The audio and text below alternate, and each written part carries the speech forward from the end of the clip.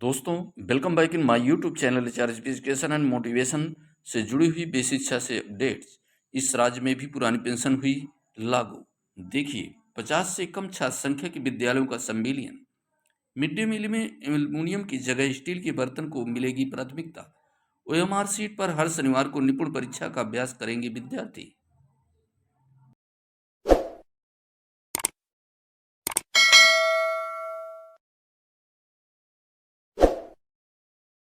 OMR sheet पर हर शनिवार को निपुण परीक्षा का अभ्यास करेंगे विद्यार्थी।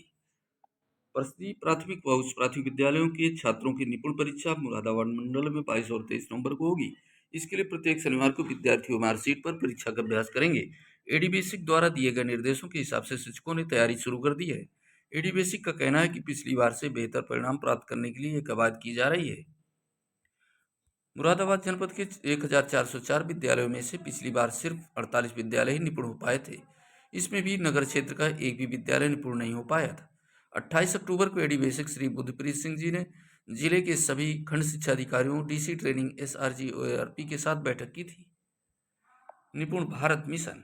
बैठक में उन्होंने कहा कि परिषदीय विद्यालय के विद्यार्थियों को मार्कशीट पर परीक्षा देने की आदत नहीं होती है, इसलिए शिक्षकों की जिम्मेदारी है कि वह इसका अभ्यास करवाएं। उन्होंने कहा कि मुरादाबाद मंडल में कक्षा 1 से 3 एक के विद्यार्थियों की परीक्षा 22 नवंबर को होगी, वहीं कक्षा 4 से 8 तक के विद्यार्थियों की परीक्षा 23 नवंबर को आयोजित की जाएगी। ओएमआर सीट पर विद्यार्थियों को अपनी 9 अंकों की स्टूडेंट आईडी भरनी होगी। इसके लिए सिर्फ काले पेन का इस्तेमाल करना होगा। कक्षा 1 से 3 के छात्रों की ओएमआर सीट शिक्षक भरेंगे। छोटे बच्चे होने के कारण शिक्षक उन्हें अपने पास बुलाकर सवाल जवाब करेंगे, उनके उत्तरों को शिक्षक ही भरेंगे। इसके साथ ही कक्षा 4 से 8 के छात्रों को खुद ओएमआर सीट भरनी होगी। उन्होंने कहा कि प्रश्न पत्र ओएमआर सीट परीक्षा के 3 दिन पहले बीआरसी पर उपलब्ध कराई जाएगी, फिर उन्हें विद्यालयों में वितरित किया जाएगा। परीक्षा से 15 मिनट पहले प्रधानाध्यापक सीलबंद पैकेट खोलेंगे। परीक्षा के बाद शिक्षक ओएमआर सीट को स्कैन कर परख ऐप पर डाउन अपलोड करेंगे।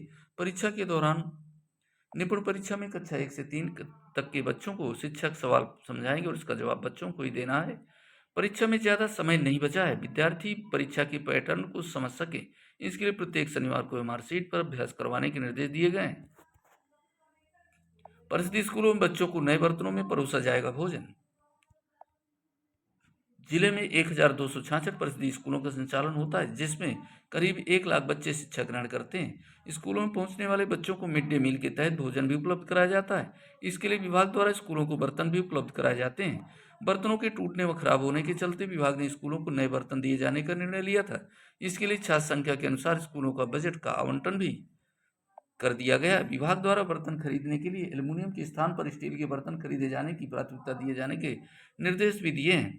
30 तरह के बर्तन की खरीद की जाएगी। स्कूलों के लिए 30 तरह के बर्तनों की खरीद की जाएगी। इसमें चाकू, डबल बर्नर भट्टी, बड़ी परात, प्रेशर कुकर, लोहे की कढ़ाई, बड़े तवे, स्टील बाल्टी, छात्र संख्या के अनुसार थाली, गिलास एवं चम्मच, एयर टाइट कंटेनर, बड़े कैसरोल, बर्तन रखने की टोकरी अथवा रैंक, अग्निशमन सुरक्षा यंत्र आदि की खरीद की जानी है। इसके लिए दिशा निर्देश जारी किए गए हैं। वहीं कुछ विद्यालयों में भोजन बनाने के बर्तन काफ़ी खराब हो गए थे। नए बर्तन आने के बाद विद्यार्थियों को उसमें भोजन परोसा जाएगा। इसके लिए तैयारी की जा रही है। छात्र संख्या के अनुसार जारी हुई धनराशि। 0 से 50 छात्र संख्या के लिए 10,000 धनराशि, 51 से 150 15,000 रुपये धनराशि और 151 से 250 छात्र संख्या वाले विद्यालयों में 20,000 रुपये की धनराशि और 251 से ज़्यादा यानी 25,000 रुपये की धनराशि प्रेषित की गई है। संविलियन के संबंध में भारत सरकार द्वारा विद्यालयों को पूर्ण रूप से क्रियाशील एवं वायबल बनाने की दिशा में यह अपेक्षा की गई है कि कम नामांकन वाले विद्यालयों का निकटस्थ अन्य विद्यालयों में संविलियन कांसुलेशन किए जाने की संभावना ज्ञात कर ली जाए। 50 से कम नामांकन वाले प्राथमिक विद्यालय स्टैंड एलोन के संबंध में आंकड़ों के आधार पर थ्योरेटिकल एक्सरसाइज प्राथमिकता के आधार पर पूर्ण कर ली जाए। ग्राम पंचायत विद्यालय संविलियन का मालक नहीं है, मानक विद्यालय है। इसको ध्यान में रखकर कार्य योजना तैयार की जाए। इस हेतु किस विद्यालय को निकटस्थ किस अन्य विद्यालय में संविलियन किया जा सकता है, बच्चों को कितनी दूरी तय करनी होगी, भवन की उपलब्धता, शिक्षकों की उपलब्धता, ट्रांसपोर्ट की उपलब्धता, नहर, नाला, सड़क या हाईवे आदि घटकों पर विचार कर परिदृश्य तैयार करते हुए प्रत्येक विद्यालय के लिए एक पेज की टिप्पणी तैयार किया जाए और इस प्रकार ऐसे सभी विद्यालयों के बारे में जनपद की पुस्तिका तैयार कर ली जाए। इस संबंध में जिला विशेषाधिकारियों की बैठक दिनांक 13 या 14 नवंबर 2024 को आयोजित की जाए। इस राज्य में पुरानी पेंशन हुई लागू। देखिए, पंजाब सीएम माननीय श्री भगवंत मान जी का ऐतिहासिक फैसला। आज दिवाली के शुभ अवसर पर पंजाब सीएम श्री भगवंत मान जी ने पंजाब के सभी कर्मचारियों के लिए पुरानी पेंशन की घोषणा कर सभी कर्मचारियों को बेकीमती तोहफा दिया है। इसके लिए श्री भगवंत मान जी का बहुत बहुत आभार। पंजाब में सरकार ने ओपीएस यानी ओल्ड पेंशन स्कीम को लेकर नोटिफिकेशन जारी कर दी है।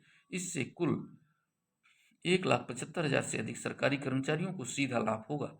अब सरकार ने वर्तमान में नेशनल पेंशन योजना के तहत आने वाले कर्मचारियों के लिए पुरानी पेंशन योजना को मंजूरी दी है। साथियों, इसी प्रकार के अपडेट्स इस चैनल के माध्यम से मिलते रहेंगे। वीडियो के साथ मिलेंगे, तब तक के लिए जय हिंद, जय भारत, वंदे मातरम।